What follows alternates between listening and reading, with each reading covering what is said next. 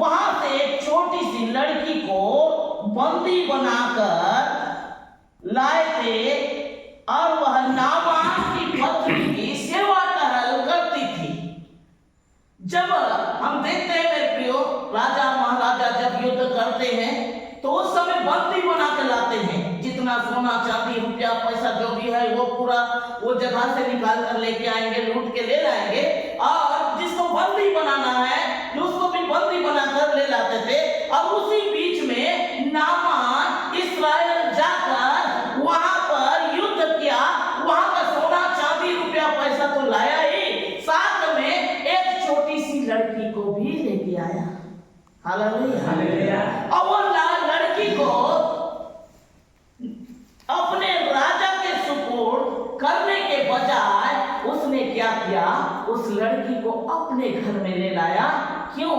क्योंकि वह उसकी पत्नी की सेवा टहल करे। ये किसकी योजना है? ये परमेश्वर की योजना है। हालेलुया।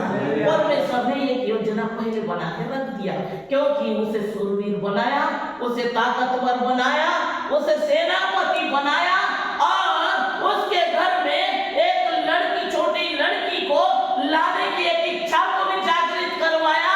कौन? परमेश्वर। क्यों? क्योंकि उसकी पत्नी की वो सेवा टहल करे। कई बार हम देखते हैं छोटी बच्ची है, बहुत सुंदर बात करती है, बहुत अच्छा इसका चरित्र देखने में मिल रहा है, सुंदर इसका बातचीत है, ये बहुत अच्छी है, ऐसे कुछ उसको लगा होगा। परमेश्वर ऐसे उसके अंदर में उपजाया, ऐसे मन को बनाया, अब वो मेरी पत्नी की सेवा टहल करेगी, क्योंकि वो ऐसे सेनापति, यहाँ पर बहुत सारा दास दासी, बहुत सारे लोग होंगे। उसके बाद भी उसने वो छोटी सी लड़की को अपने पत्नी की सेवा टहल के लिए रख दिया। Hallelujah, hallelujah. उसने, किसने? उस लड़की ने अपने स्वामी से कहा, यदि मेरा स्वामी सोमरोन के भविष्यवक्ता के पास होता क्या ही अच्छा होता, क्योंकि वह कोढ़ से चंगा हो जाता। जब नामान घर में आया होगा और अपने झीलम, अपने मुकुट सब चीज रखकर खाना पीना करते समय या कोई भी समय उस लड़की ने उसके हाथों को देखा, अरे स्वामी जिसके घर में मैं आई हूँ वह इतना कोढ़ से ग्रसित है, उसके पास उसने ना कहते हुए वो पत्नी के पास वो अपने स्वामी से कहा होगा। Hallelujah, hallelujah. मेरे स्वामी यदि सोमरोन के भविष्यवक्ता के पास होता तो क्या ही अच्छा होता, क्योंकि वह कोढ़ से चंगा हो जाता। जब ये बात उसकी पत्नी ने सुना, ओह मेरा पति इतना दुख से पीड़ित है, इतना धन संपत्ति रुपया पैसा सब कुछ हमारे पास रहने के बाद इस बात से चिंता हम पति पत्नी परिवार हम हैं कि वो कोढ़ से पीड़ित है, कब मेरे ऊपर कोई समस्या आ जाए, मैं इस बात को नहीं जानता। हमेशा एक चिंतित उसके जीवन में है, हमेशा एक दुख उसके जीवन में है, रुपया पैसा धन संपत्ति बहुत होने के बावजूद भी एक चिंता उसके ऊपर हमेशा लग रहा है कि कब मेरी मृत्यु हो जाए, क्योंकि कोढ़ का बीमारी धीरे धीरे शरीर को बिगाड़ता चले जाता है, धीरे धीरे नष्ट करते चले जाता है। यही चिंता उसके ऊपर में था। ये डॉक्टर दिखाए, वो बैठ गए, वहां गए, तंत्र वो मंत्र वो जादू और टोना जितना करना था सब कुछ करवा चुके। हम बहुत निराश में, हम चिंतित में हैं। अब आज एक रास्ता ये लड़की बता रही है। उसने जब नामान जब घर लौटा उस समय उसने बताया होगा, जिस लड़की को तूने बंधवा करके लाया है इस्राएल से, देखो तेरे लिए एक सुसमाचार को सुनाती है कि भविष्यवक्ता के पास होता क्या ही अच्छा होता, सोमरोन के भविष्यवक्ता के पास होता तो क्या ही अच्छा होता। देखो एक प्रकार से कह रही है, वो कोढ़ से चंगा हो जाएगा। हालेलुया। जब इस बात को सुनते ही नामान चुप नहीं बैठा, वह तुरंत आराम के राजा के पास तुरंत जाकर कहने लग गया, हे राजा, इस्राएल से जो हमने बंधुआ लड़की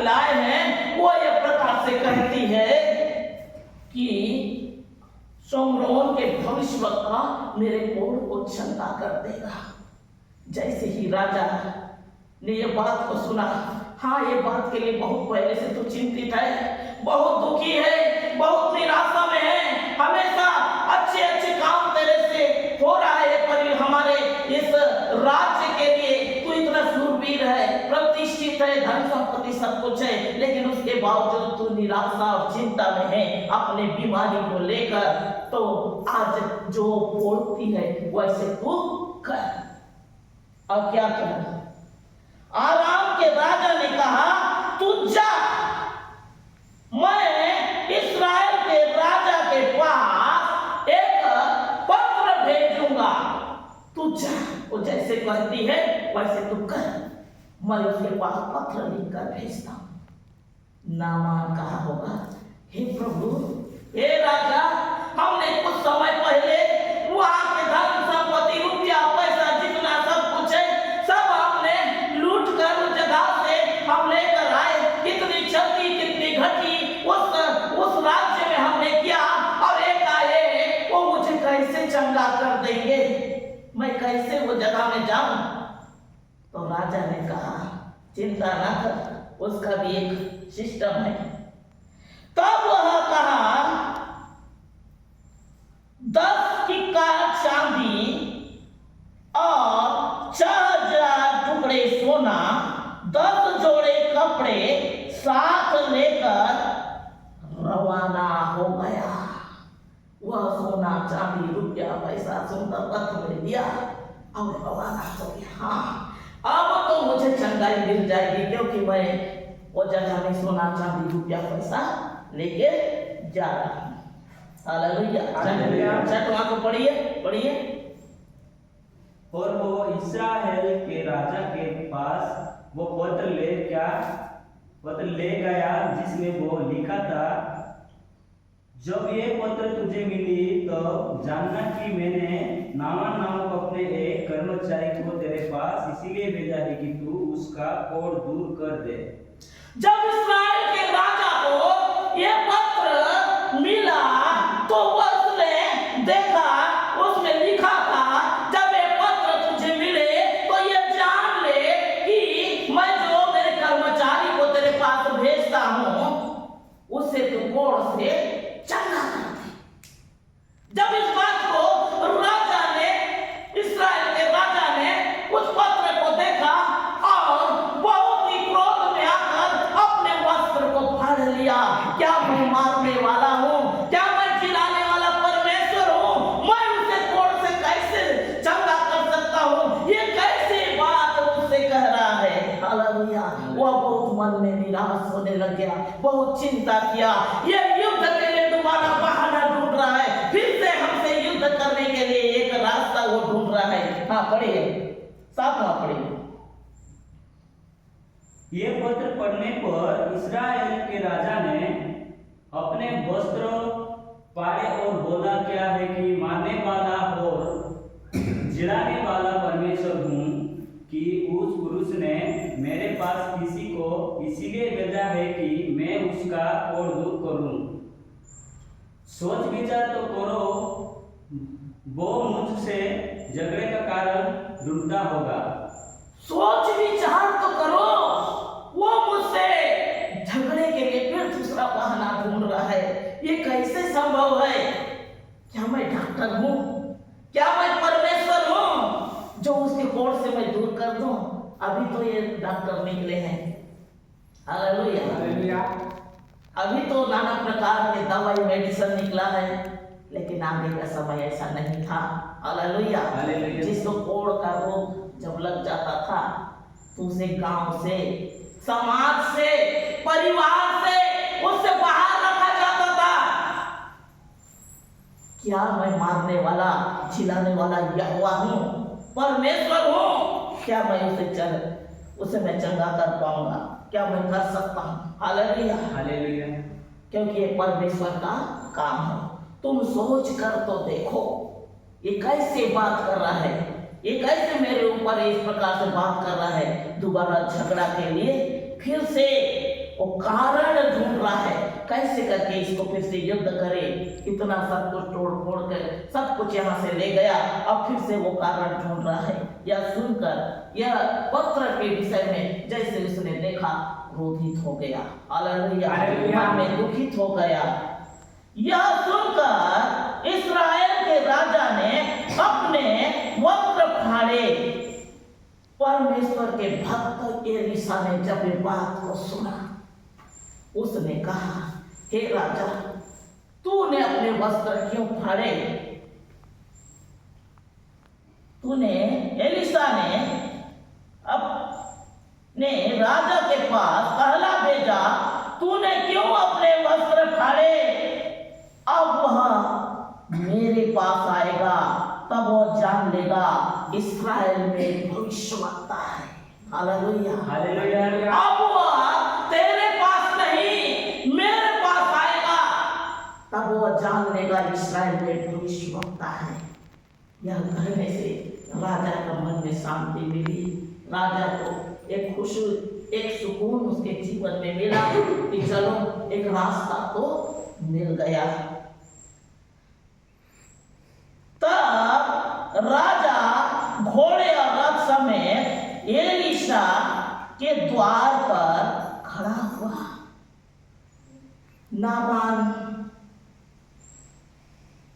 जैसे ही रथ में सोना चांदी रुपया पैसा लेके अपना एक घमंड में, मैं तो सूरवीर हूँ, मैं तो प्रतापी हूँ, मैं तो योद्धा हूँ, मैंने इस देश को जीता, मैंने उस राज्य को जीता, मैंने इतने सैनिक को जीत के लाया, इतना रुपया पैसा मैं जीत के लाने वाला, मैं इतना धनी हूँ। ये उसके अंदर में एक घमंड था। हालेलुया। वही घमंड के साथ में वो रथ में पूरे रीति से रुपया पैसा सोना चांदी लेते हुए वो बिल्कुल एलीशा के द्वार पर जाकर खड़ा हो गया। तब नामान घोड़े और रथों समेत एलीशा के द्वार पर खड़ा हुआ। Hallelujah, hallelujah. तब एलीशा ने एक दूत को उसके पास कहला भेजा। एलीशा दूर से उसे देखा, वह नामान है यार, अपने दूत को भेज दिया, जहां है वहीं रुक जा, जहां है वहीं रुक जा, यहीं से वापस चले जा और यरदन नदी में 7 बार डुबकी लगा और शुद्ध हो जा, तेरे शरीर ज्यों का त्यों हो जाएगा। जब इस बात को नामान ने सुना कि मुझे अंदर घुसने भी नहीं दिया, मैंने तो सोचा था मेरे कोढ़ के स्थान पर हाथ रखेगा और उसे अपने ईश्वर से प्रार्थना करेगा, लेकिन ऐसा कुछ भी नहीं हुआ। वह मुझे रास्ते से ही भगा दिया। मैं इतना शूरवीर हूँ, ताकतवर हूँ, धनी हूँ, प्रतिष्ठित व्यक्ति हूँ, मेरे पास क्या नहीं है, और उसने इस प्रकार से मेरे साथ व्यवहार किया। कहकर नामान बहुत ही क्रोध में आ गया। Hallelujah, hallelujah. हम देखेंगे 10वें पद में लिखा है, तब एलीशा ने एक दूत से उसके पास यह कहला भेजा, तू जाकर यरदन में 7 बार डुबकी मार, तब तेरा शरीर ज्यों का त्यों हो जाएगा और तू शुद्ध हो जाएगा। Hallelujah, hallelujah. नामान इस बात को जानता था, उसने सुना था, परमेश्वर के विषय में सुना था, वो सुन रहा था, इसलिए उसने कहा वो अपने परमेश्वर को मेरे लिए प्रार्थना करेगा और कोढ़ में हाथ रखकर मेरे लिए प्रार्थना करेगा, लेकिन जानता नहीं था, केवल उसके विषय में सुना था। हालेलुया। तब एलीशा के लिए कहा, वो बाहर निकलेगा, वे धन संपत्ति को देख के, वे रुपया पैसा को देख के, वे कितना बड़ा और सेनापति इस जगह पे आया है, ऐसे सोचकर एक भय खाते हुए मेरे निकट में आएगा, कोढ़ में हाथ रखकर वो अपने परमेश्वर से मेरे लिए प्रार्थना करेगा, ऐसे मन में में सोच लिया था, लेकिन ऐसा नहीं हुआ। बाइबल में वचन में लिखा है, वचन संहिता 3रा अध्याय उसके 5वें पद में लिखा है, तू अपने समझ का सहारा न ले, वरन संपूर्ण मन से यहोवा के ऊपर भरोसा कर। उसने अपने समझ का सहारा लिया।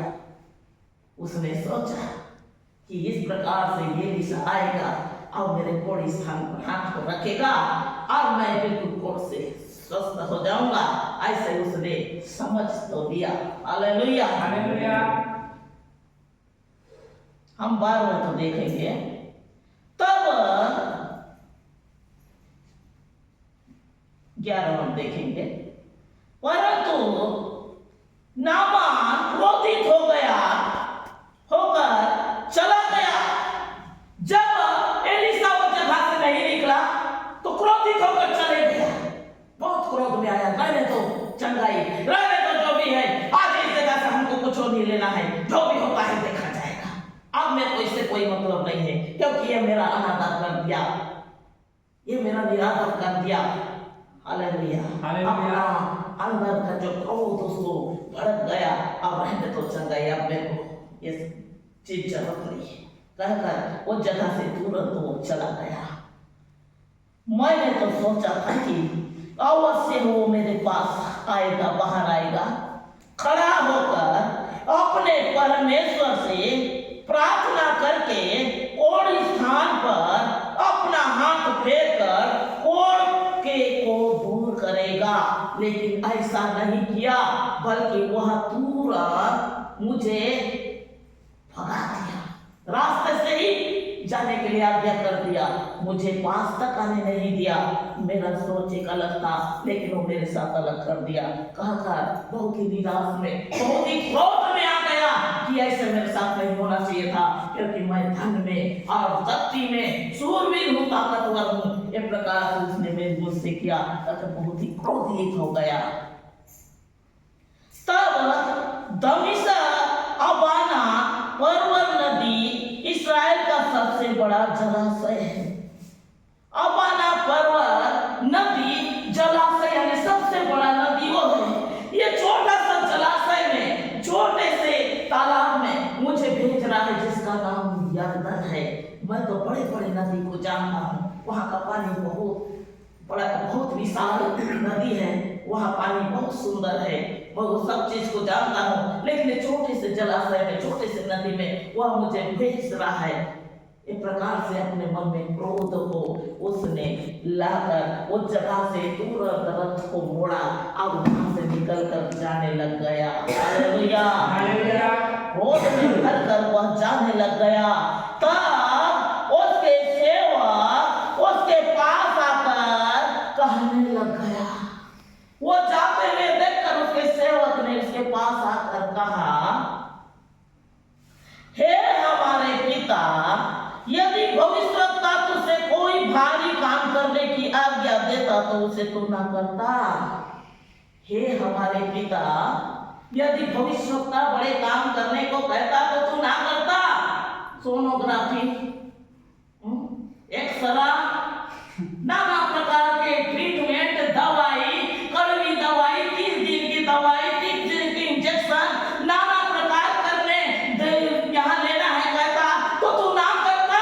लेकिन उसने ऐसा नहीं कहा, उसने कहा तू स्नान कर शुद्ध हो जा। तो कितनी सुंदर बात है। Hallelujah, hallelujah. तब उसके सेवक उसके पास आकर कहने लग गए, हे हमारे पिता, यदि भविष्यवक्ता तुझसे कोई भारी काम करने को आज्ञा देता तो क्या तू उसे ना करता। फिर जब वह कहता है कि स्नान करके शुद्ध हो जा, तो कितनी अच्छी बात है, स्नान करके शुद्ध हो जा। Hallelujah, hallelujah. स्नान करके शुद्ध हो जा, अपने मन को पूरी रीति से परमेश्वर के पास ले जा, शुद्ध हो जा। कितनी सुंदर बात है। आज नाना प्रकार की बीमारी से, नाना प्रकार तकलीफ से, नाना प्रकार समस्या से हम पीड़ित रहते हैं, लेकिन जब ईश्वर के पास, प्रभु के पास, परम प्रधान ईश्वर के पास जब मन और तन से जाते हैं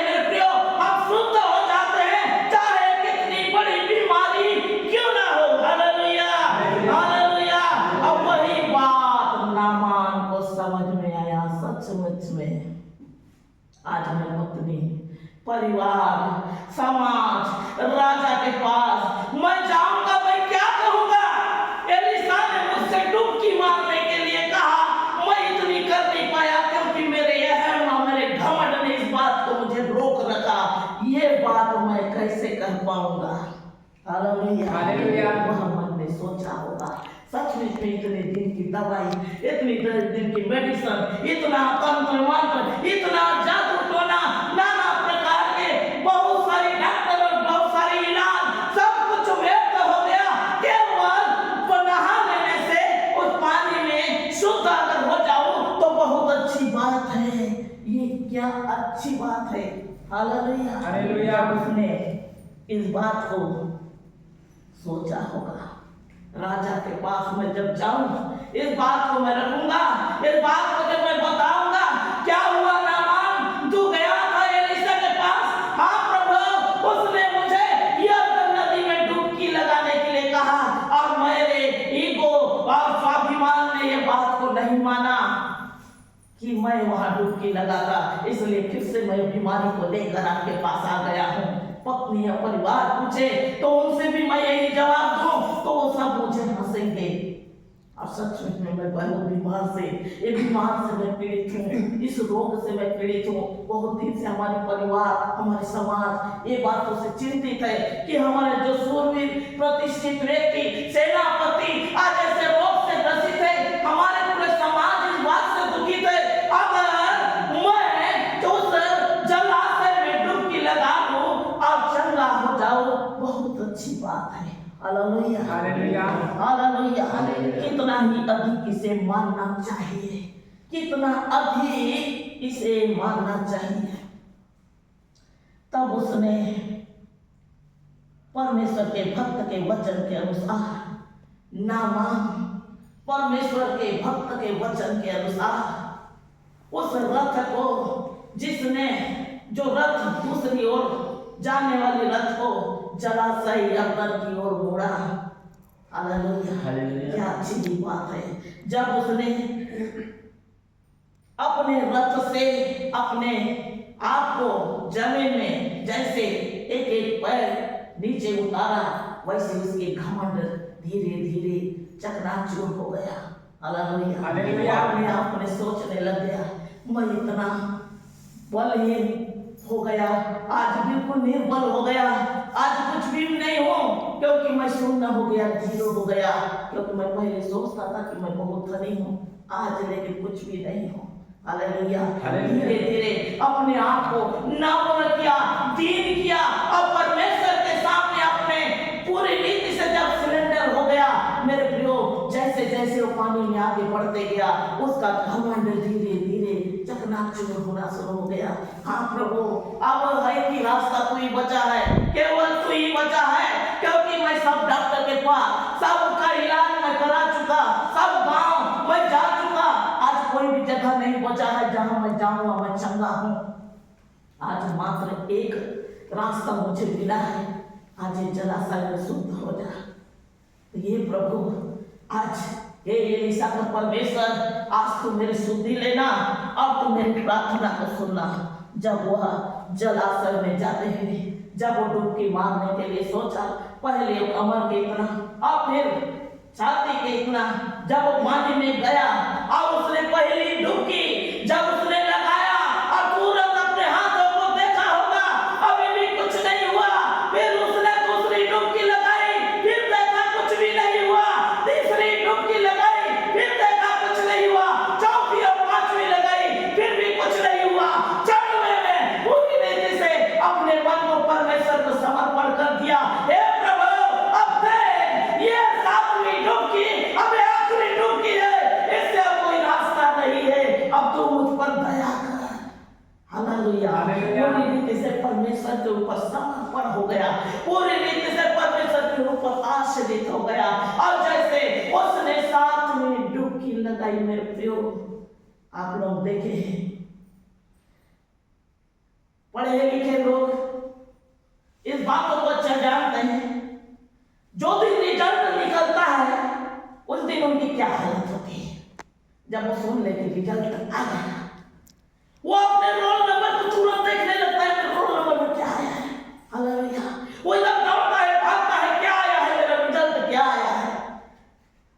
सी उसकी सांस बिल्कुल अटकी हुई, मन बिल्कुल परमेश्वर के ऊपर एक समर्पण से, हे प्रभु क्योंकि अभी आखिरी डुबकी है, अब इसके बाद अब नहीं है, क्योंकि 8वीं और 9वीं एलिशा ने नहीं कहा, 7वीं डुबकी के विषय में कहा अब कुछ बड़े चमत्कार हो जाए, क्योंकि अब कोई रास्ता नहीं है।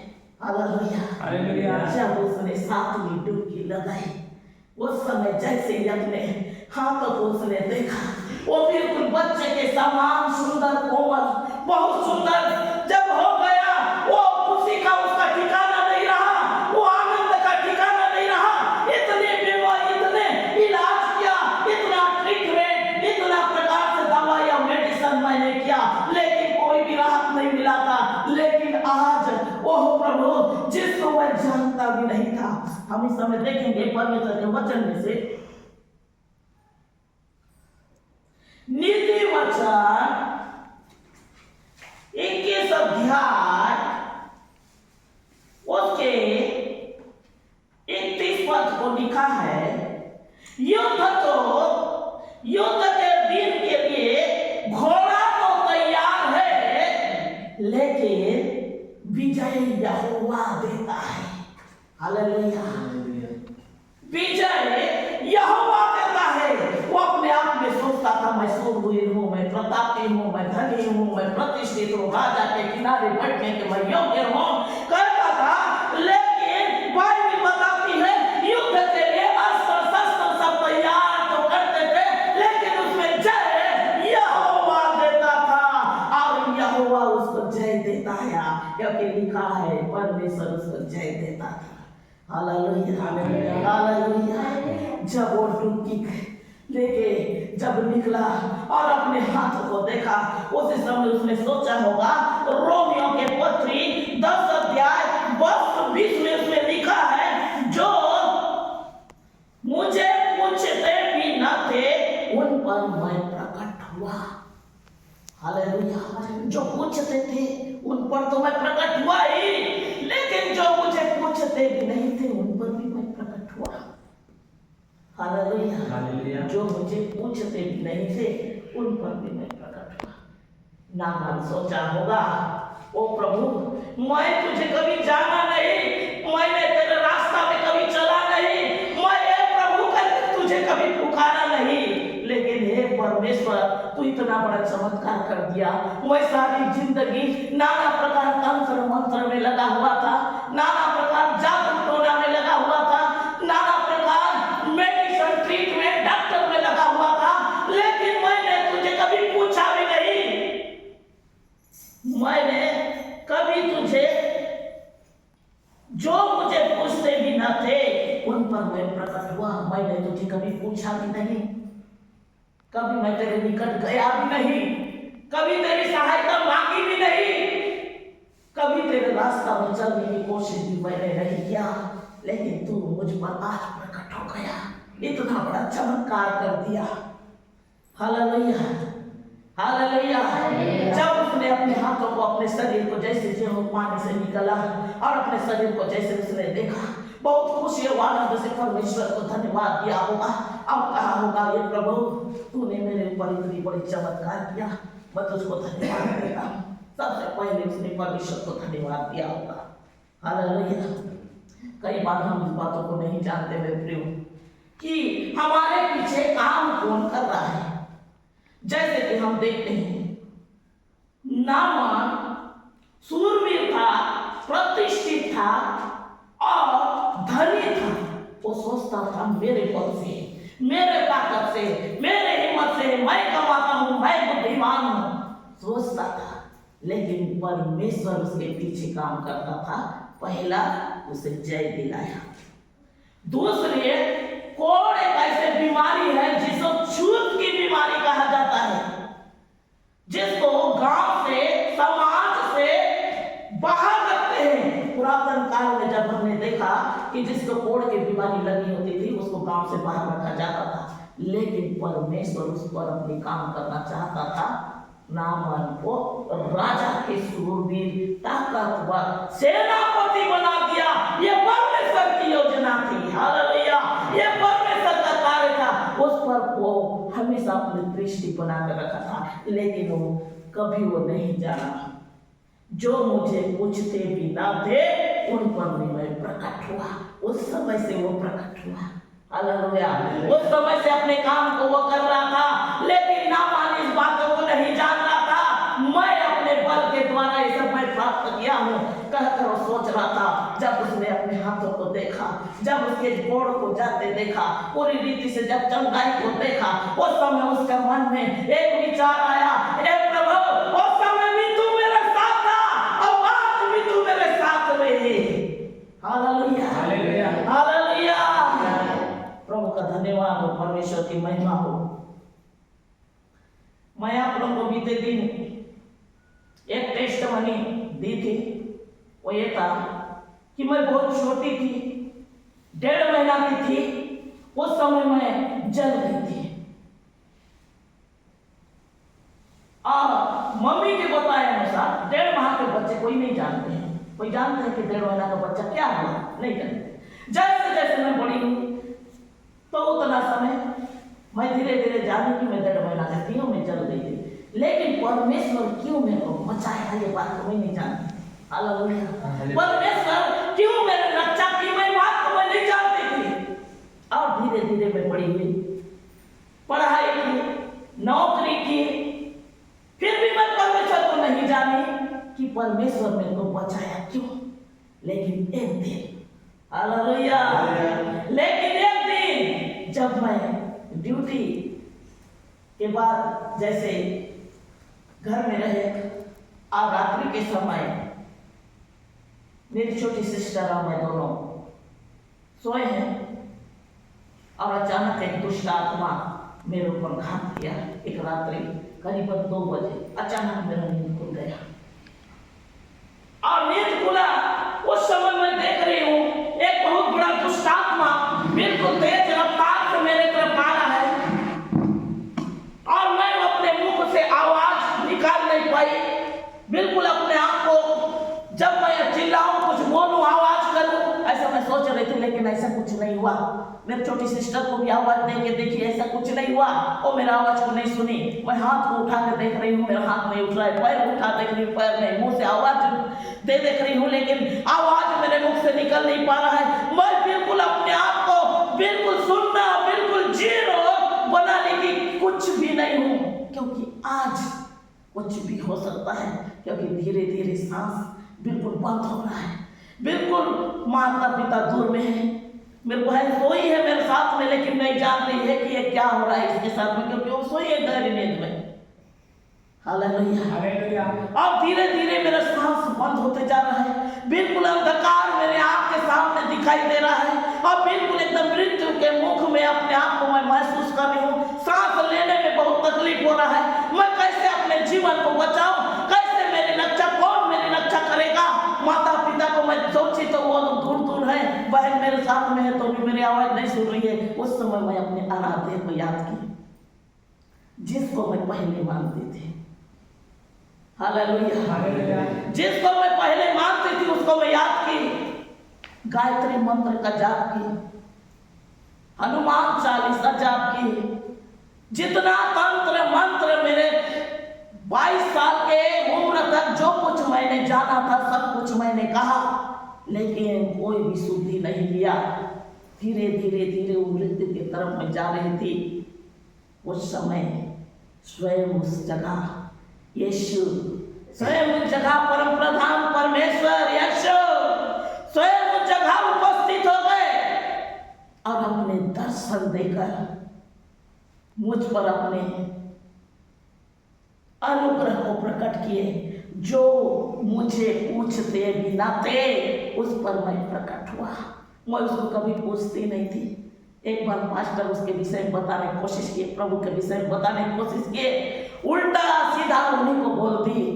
प्रभु को मैं कभी पूछती भी नहीं थी, लेकिन वही मुझ पर अपनी करुणा करना शुरू कर दिया। हालेलुया। जो मुझे पूछते भी ना थे उन पर मैं प्रकट हुआ। मैं उसको पूछती भी नहीं थी, वो प्रकट हो गया। और जब मैं उनका दर्शन को पाई, जब उनको मैं देखी कि प्रभु ये कौन है, ये कौन है, स्वयं बोले मैं यीशु हूँ। मैं उसी समय मेरा मुंह खुल गया, यीशु धन्यवाद, यीशु धन्यवाद, हालेलुया धन्यवाद यीशु, हालेलुया धन्यवाद यीशु। जब मैं चिल्लाने लगी मेरे मुख से वो आवाज निकला और वैसे ही वो दुष्ट आत्मा मेरे शरीर से निकलकर बाहर हो गया। हालेलुया, प्रभु का धन्यवाद हो। परमेश्वर जो हम उसे पूछते भी नहीं थे वो परमेश्वर हम पर प्रकट हुआ। हालेलुया, उसी दिन मैं जान गई, उसी दिन मैं जान गई यही परम प्रधान ईश्वर है, यही सच्चा ईश्वर है, इसके लिए मैं अपना जीवन को समर्पण कर दूंगी। यह सोचकर उसी दिन से मैं अपना जीवन को समर्पण कर दी। परिवार समाज किसी को मैंने नहीं देखा। हालेलुया। वैसे ही नामान भी जब पानी से निकला होगा उसने अपने शरीर को देखा होगा, हाथ पैर को जब उसने देखा होगा, वो राजा के पास जाकर सुसंदेश सुनाया होगा। वही परम प्रधान ईश्वर है, क्योंकि चारों दिशा में घूम चुका, चारों दिशा के मेडिसिन और ट्रीटमेंट मेरे लिए कराया गया, लेकिन कोई भी राहत नहीं मिली। मैं धीरे धीरे सुनना जीरो होते जा रहा था। मैं ये सोच रहा था कब मेरी मृत्यु आ जाएगी, मैं जान नहीं पाऊंगा। इस प्रकार में हमेशा ही चिंता मुझे लगा रहता था। लेकिन हे राजा, मेरे प्रभु ईश्वर ने, परम प्रधान परमेश्वर ने मुझे चंगा कर दिया। आज वो धन संपत्ति प्रतिष्ठा सब जीरो गई। हालेलुया। ये प्रकार से उसने अपने घमंड से चूर होकर परमेश्वर के आगे अपने आत्मा से पूरी रीति से समर्पण हो गया। हमें देखेंगे आज मनुष्य हम सोचते हैं हमारा ये पढ़ाई लिखाई अच्छा एजुकेशन हमारी बुद्धि से हमारी ज्ञान से है कहते हैं, लेकिन मेरे प्रिय गलत है। परमेश्वर इसके पीछे एक अलग योजना किया है। ये नौकरी हमारे बल से हमारे दम से मिला है, ये भी हमारी गलतफहमी है। ये परमेश्वर हमारे लिए एक बड़ी योजना कर रही है। ये धन संपत्ति रुतबा जितने भी मान सम्मान है ये हमारे बल और ताकत से कहते हैं, लेकिन ये सब कुछ नहीं, ये सब परमेश्वर की देन है। ये परमेश्वर की योजना है हमारे लिए, वो पूरा करता है। Hallelujah, hallelujah, hallelujah. मेरे को उस दिन एक बात समझ आया, नहीं तो मुझे भी समझ नहीं आया था कि कौन मुझे वो 1.5 महीना के बच्चा को जो जल गया था और जो मरने की स्थिति में था उसको जीवित रखा, वो कौन है। उस दिन समझ आया जब एक भूत मेरे शरीर से बाहर हुआ। पहले मेरे को भी समझ नहीं आया था। Hallelujah, hallelujah. यिर्मयाह की किताब 9वां अध्याय उसके 23वां पद में लिखा है, बुद्धिमान अपने बुद्धि पर घमंड ना करे, वीर अपनी वीरता पर और धनी अपने धन पर घमंड ना करे। घमंड करे, कुरंत पहला कुरंती 1:31 में लिखा है, जो घमंड करे प्रभु पर घमंड करे, परमेश्वर पर घमंड करे। परमेश्वर मेरे संग है उस पर घमंड करे, प्रभु मेरे संग है उस पर घमंड करे। धन और संपत्ति नहीं रहेगा। Hallelujah, hallelujah. क्योंकि वो धन और संपत्ति नामान का जीरो कर दिया, वो परमेश्वर है। Hallelujah, hallelujah. उसके वीरता को वो शून्य कर दिया, वो परमेश्वर है। 7 हम देखेंगे 7 बार ही डुबकी लगाया, 6 और 5 बार में भी चंगा हो सकता था। 5 और 4 बार में भी चंगा हो सकता था, लेकिन 7 बार डुबकी क्यों लगाया। मेरे प्रियो, बाइबल में लिखा है परमेश्वर ने 6 दिन काम किया और 7वां दिन विश्राम किया। हम यहीं तक से जानते हैं, इसलिए हम विश्राम करते हैं 7वां दिन। नौकरी वाले 6 दिन काम करते हैं, 7वां दिन घर में विश्राम करते हैं अन्य जाति के समान। लेकिन आगे का पाठ उनको समझ नहीं आया है। 7वां दिन को परमेश्वर ने आशीष दिया है। मेरे पवित्र भवन में बैठकर परमेश्वर की महिमा करो। ये बात के लिए परमेश्वर ने 7वां दिन बनाया है। इस बात को हम नहीं जानते। बहुत सारे लोग बोलते हैं कौन सा चर्च के बिलीवर लोग, कौन सा चर्च के लोग, हम फलाना चर्च हैं, फलाना चर्च हैं, हम इतने लोग हैं, इतने लोग हैं, लेकिन बाकी संडे दिन में दिखाई नहीं देते। कोई त्योहार हो, क्रिसमस या कोई फंक्शन, बड़े फंक्शन के दिन में बहुत सारे लोग आ जाते हैं। हालेलुया। अब बाकी दिन में अपने अपने काम में व्यस्त रहते हैं। बाकी दिनों को समय नहीं मिलता। हमको विश्राम दिन परमेश्वर बनाया है, कहकर उस दिन विश्राम करते, 6 दिन बहुत काम किए, बहुत थक गए, अभी हम आज आराम करेंगे। जिसको चर्च जाना है जाओ, अधिकांश औरत जाएगी, जेंट्स जाने के लिए इच्छा नहीं करेंगे, लेडीज जाके बैठेंगे, लेकिन जेंट्स को टाइम नहीं मिलता है, अधिकांश हमें देखने के लिए मिला है, क्योंकि काम में इतना व्यस्त है। लेकिन परमेश्वर कहता है 7वां दिन आशीष का दिन है, मैंने उस दिन को आशीष दिया है, और जो दिन मैं आशीष दिया हूँ उस दिन तुम प्रभु के महिमा करोगे तो ही तुमको आशीष मिलेगा। जब घर में कोई परेशानी आ जाता है या बड़ी बीमारी आ जाता है या कोई समस्या आता है, उस दिन पास्टर के पास जाकर हम कहते हैं कि नहीं हमें चर्च से जाकर उनसे प्रार्थना करा लें, लेकिन परमेश्वर का महिमा करने के लिए 7वां दिन विश्राम दिन है, ये बात को नहीं जानते, बल्कि उस दिन घर में विश्राम करते हैं। कहीं टहलने चले गए, कहीं दूर में चले गए, कहीं काम में चले गए, नाना प्रकार काम में हम व्यस्त हो जाते हैं, लेकिन विश्राम दिन को परमेश्वर का दिन है बोल के नहीं मानते। लेकिन बाइबल बताती है वो विश्राम दिन परमेश्वर का दिन, इसलिए अंदर नदी में नामान ने 7 बार डुबकी लगाया। हालेलुया। वो 7 दिन को दर्शाया है इसमें। इस 7वां दिन पवित्र दिन, और नामान पवित्र हो गया, वो बीमारी से शुद्ध हो गया, वो बीमारी से छुटकारा हो गया। Hallelujah, hallelujah. हम इस समय देखेंगे व्यवस्था विवरण 7वां अध्याय उसके 9वां पद को। जान रहा तेरा परमेश्वर यहोवा ही परमेश्वर है, जो विश्वास योग्य ईश्वर है। हम किसी के ऊपर विश्वास नहीं कर सकते सिवाय परमेश्वर के। Hallelujah, hallelujah. से मैंने परमेश्वर के ऊपर विश्वास किया, क्योंकि वह विश्वास योग्य ईश्वर है, वो विश्वास के योग्य है। जो उस पर प्रेम करते हैं, जो उसकी आज्ञा मानते हैं, उस पर वो पीढ़ी दर पीढ़ी के लिए उसके लिए वो वाचा बांधता और उस पर करुणा करता, वह विश्वास योग्य ईश्वर है। इसलिए वो ईश्वर के साथ में हम 7वां दिन विश्राम दिन बने रहे, हमेशा बने रहे। कई लोगों को समय नहीं मिलता प्रार्थना का, कई लोगों को परमेश्वर के साथ संगति का समय नहीं मिलता, अपने काम में व्यस्त रहते हैं। मेरे प्रिय, परमेश्वर से साथ संगति करना जरूरी है, क्योंकि वो हमारे ऊपर बड़े बड़े काम करता है। बहुत पहले से, जब से हम इस संसार में आए तब से वो काम करना शुरू किया, लेकिन हम नहीं पहचानते हैं और संसारिकता में लगे रहते हैं। इसलिए बाइबल में लिखा है नीति वचन 5:35 में, क्योंकि जो मुझे पाता वो जीवन को पाता। हम जब यीशु को पाए जीवन को पाए। हालेलुया। ना हमने यीशु को पाया, जीवन को पा लिया। परमेश्वर के वचन द्वारा सभी को आशीष।